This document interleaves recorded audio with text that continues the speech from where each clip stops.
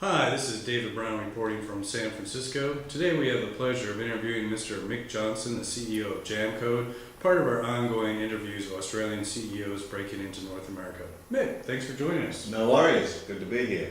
Hey, I just noticed that on February 10th you launched Gasbag Pro and 2.0. Can you tell us a little bit about that? Sure, so we launched the original Gasbag about 4 or 5 months ago, and we came out a couple of weeks ago with Gasbag Pro, which is the latest paid version with a few more features, and the new 2.0 version, which is a substantial step forward. Both of them, what Gasbag does is it's the best gas price finding application on the iPhone and iPod Touch. So you're driving along and you're running out of gas, so you want to buy some, but you want to find the cheapest place you can, so you press a button on your iPhone and up pops a map showing where all the stations are and what the price is per gallon at all those stations, whether you buy regular or premium or diesel or whatever, and it shows you where to go. And the second thing that it does that a lot of our users like is it lets you track your mileage. So when you're at a station and you record, fill up how many gallons, how much you paid, whether it was cash only, that sort of thing. You can kind of track your average price per gallon, your average price per mile, miles per gallon, and all that sort of thing. So we have about 250,000 users across 4 countries now, and it's been going really well. And certainly since the last release, we've seen a big spike in uptake, and that's been very good. Fantastic. Well, due to that kind of success, do you have other products or things that you have in the pipeline that we might be looking forward to seeing in the near future? Definitely. So really what we have is an excellent platform for delivering information on a fast, easy to use map on a smartphone, in particular the iPhone. And so we'll be rolling out a whole suite of applications. The next one that's going to be hot off the press is one called My ATM. That's where very, very similar concept. You're in the city and you need to withdraw some money, but you don't want to be paying a whole heap of fees just because you have to get some cash. So you press a button and a couple of seconds later it shows you a map where your nearest ATM is. That's fantastic. I can see how that would come in handy for almost anybody, because we're always looking for something like that, especially if you're in a city that you're not used to. That's right. I find that's one of the biggest problems. So, when I look at these 2 particular products or product sectors, Mick, what I see is there's a lot of different competitors in that space. From our early conversation, competition doesn't really worry you. What makes you better, cheaper, faster, different than your competitors? Why are you doing so well? Well, first of all, we like competition. It indicates there's a market. It indicates there's people who want that product. And second of all, it lets you kind of see where the other players are and deliver that extra special something. Right. With these products, what we've done that I think differentiates us is a couple of things.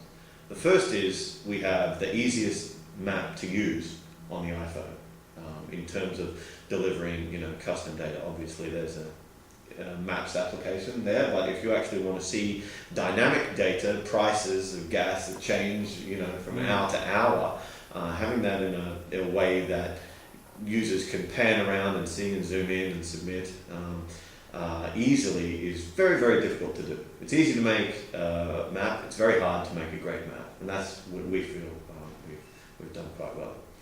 The second thing we think that differentiates us is we're one of the first companies to really get crowdsourced mobile data going. I mean, there's a lot of crowdsourced companies out there, YouTube and Wikipedia and so on, but there's not so many that really have this ability to have users who don't know each other actually help each other make some kind of purchasing decision in real time. Can you give our viewers a kind of an example of that? Because I think that is really something pretty cool that's really coming to the forefront of the mobile marketplace. Sure. So, I mean, what we have now is everyone is pretty much connected. They're driving along, they have their smartphone. Right. One guy's at a stoplight and he sees there's a Chevron over there, and oh look, the price has dropped to $2.07 a gallon. So he pulls out.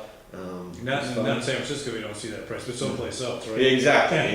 And he types it in. It takes 5 seconds. He continues on his way to work. Right. 2 minutes later, someone else is driving along, the freeway, and they say, "Hey, I need some gas." They pop up their map and they see that $2.07. And this is something that's just happened from phone to phone over the net, and it's something that's been made possible by the kind of uptake and easy to use smartphones. But it's quite hard to get a system that just uses phone sourced data. A lot of people are taking web source data and pumping it onto phones, and that's working well. But crowdsourcing on phones is something I think we excel in, and that's how I think we differentiate ourselves. Well, another thing I noticed is that, if I think about jam code, I mean, you guys really started, if you pardon the pun, jamming in January. I mean, you started bringing on new full-time employees, you've been aggressively marketing, you've got 2 new product launches, and I see so many other companies that they're afraid to do anything. They're like scared to death that, God forbid, we spend some money or market or do that. You're taking a very contrarian approach. Could you tell us a little bit about I guess your thinking on that? Well, I can. I mean, I like to be greedy when people are fearful. That's a maxim I quite like. And from our perspective, it's kind of good that other people are kind of holding back on the marketing front, because it makes our job a lot easier. Our philosophy is that this kind of bear market, recession, downtime, whatever, is the best time to be aggressive for a number of reasons. Ad spend is cheap, CPMs are way down, competition is fearful. You can get out there and make big gains, both in terms of your technology improvements and also in terms of capturing audiences and market share and mind share and things like that. And employees. Employees. I mean, there's lots of very talented developers who, now that salaries are down or they're having to be let go or all these sorts of things, they're far more willing to jump into a young, fresh startup that's doing cool stuff. So I think companies that attack the opportunity now will be in the best position to capitalize once the markets pick back up again. So that's what we did. I agree with that. In fact, I wrote about that on my blog. So thanks for that push for our blog space. Now, one other thing that we also talk about is that coming from Australia to the United States, usually there's some bumps and bruises that CEOs and entrepreneurs such as yourself go through. Are there any tips or tricks that you might tell other people that are looking to get into the challenging U.S. marketplace? Sure. Well, the first hurdle I think all Aussie entrepreneurs need to overcome is their own reluctance. Yes, it's a big country and a big market and it's a big jump across the Pacific, but the sooner you get here, the sooner you'll start learning and the sooner you can actually start building. So just come and get a job. Whether it's with a startup you found, do that straight away, or start working with another startup, find some good people. But the sooner you're here, the sooner that break into the US market can occur. The second piece of advice I have is there's a whole host of networks here that are very, very useful for entrepreneurs. Obviously, there's the Aussie community here, but there are also 8,000 in the Bay Area. 8,000 in the Bay Area, and heaps of Aussie entrepreneurs have done very well here. So there's lots of guys and girls you can learn from in terms of what they've done. And secondly, I think in your own space. So for us in the iPhone space, there's a number of dev meetup groups that are free to attend. You go along, and the caliber is extremely high. There's one run out of Palo Alto that has some of the best iPhone developers around, and so you go there and you really see what's on the cutting edge, which gives you a look at both how the markets in that space are playing out and also what other people are doing with the technology. It gives you some ideas that you meet other people you can work with. Right. Because at the end of the day, I mean, a startup. That's why you're in Silicon Valley. That's why we're here, right? It's exactly why we're here. So you need to take advantage of that fact. Come here and get out there. I guess those are my 2 pearls of wisdom for what they are. I think those are great ones.